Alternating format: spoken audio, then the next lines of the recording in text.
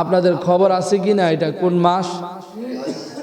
এটা রজব মাস, পবিত্র রজব মাস। যেই রজব মাসে আল্লাহ পাকের পিয়ারা হাবিব মুহাম্মদুর রাসূলুল্লাহ সাল্লাল্লাহু আলাইহি ওয়াসাল্লাম আল্লাহ পাকের কাছে দোয়া করতেন, হে আল্লাহ, তুমি আমাকে রজব এবং শাবান মাসে বরকত দিয়ে ভরপুর করে দাও এবং রমজান মাস পর্যন্ত আমাকে পৌঁছাও। সেই রজব মাসে আমরা উপস্থিত হয়েছি। মুআজ্জাজ হাজিরিন, আজকে রজব মাসের 23 তারিখ, আগামী সোমবার দিবাগত রাত্রিতে হবে রজব মাসের 27 তারিখ। প্রসিদ্ধ আছে, বর্ণিত আছে, এই 26শে দিবাগত রাত্রি তথা 27 তারিখে আল্লাহ পাক রব্বুল আলামিন তার পিয়ারা হাবিব মুহাম্মদুর রাসূলুল্লাহ সাল্লাল্লাহু আলাইহি ওয়াসাল্লামকে মক্কা নগরী থেকে বিশেষ দাওয়াত করে, বিশেষ আমন্ত্রণ করে, 7 আসমান ভেদ করে আল্লাহ পাক রব্বুল আলামিনের আরশে আজিমে নিয়ে গেছেন। বলেন সুবহানাল্লাহ।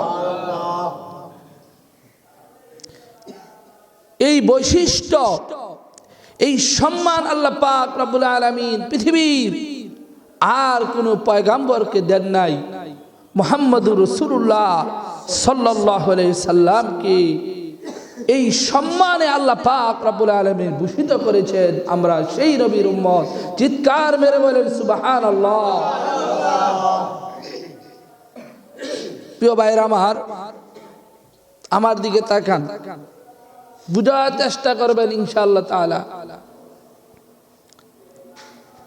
আমি বলেছি প্রসিদ্ধ আছে 26শে দিবাগত রাত্রিতে আল্লাহ পাক রব্বুল আলামিন তার পিয়ারা হাবিবকে আল্লাহ পাকের আরশে আজিমে নিয়ে গেছে।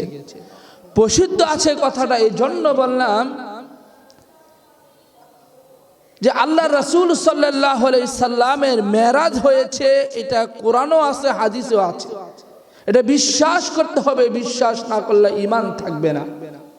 তবে কোন তারিখে আল্লাহ পাক রব্বুল আলামিন তার পিয়ারা হাবিবকে মেরাজ করিয়েছেন, এই তারিখটা নিয়ে মতনৈক্য আছে। কোন তারিখে এক এক উলামায়ে কেরাম এক এক মত পোষণ করেছেন। তবে প্রসিদ্ধ মত হলো 26শে দিবাগত রাত্রি, অর্থাৎ রজব মাসের 27 তারিখে। সুবহানাল্লাহ। প্রিয় ভাইরা আমার, এই মতনৈক্যর কারণ হলো তদানীং সময় আরব দেশে কোনো ঘটনা ঘটলে এটাকে মুখস্থ রাখা বা লিখে রাখার কোনো ওই রকম পদ্ধতি, ওই রকম কোনো ব্যবস্থা ছিল না। এই কারণে মতনৈক্য দেখা দিয়েছে। আবার এই রজব মাসে 26শে দিবাগত রাত্রি তথা মেরাজের রজনীতে বিশেষ কোনো আমলের কথা কোরআন এবং হাদিসে পাওয়া যায় না। যদি বিশেষ কোনো আমল থাকতো এই মেরাজের রজনীতে, তাহলে হয়তোবা মানুষ এই তারিখটাকে স্মরণ রাখতো যে অমুক তারিখে ওই ইবাদতটা করতে হবে। কিন্তু বিশেষ কোনো আমলের কথা কোরআন এবং হাদিসে পাওয়া যায় না। তবে হ্যাঁ, কেউ যদি 26শে দিবাগত রাত্রি তথা 27 তারিখে যদি কেউ রজব মাসের 27 তারিখে কেউ যদি রাত্রিবেলা নফল নামাজ পড়তে চান, পড়তে পারেন, তাতে সমস্যা নাই। অন্য দিন নফল নামাজ পড়লে যেই সওয়াব পাবেন, রজব মাসের 26শে দিবাগত রাত্রিতে নফল নামাজ পড়লে ওই একই সমান সওয়াব পাবেন। কেউ যদি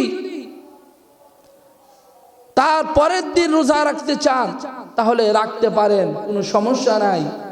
অন্য দিন নফল রোজা রাখলে যেই পরিমাণ সওয়াব পেতেন, 27 তারিখে রোজা রাখলে ওই একই পরিমাণ সওয়াব পাবেন, রাখতে পারে।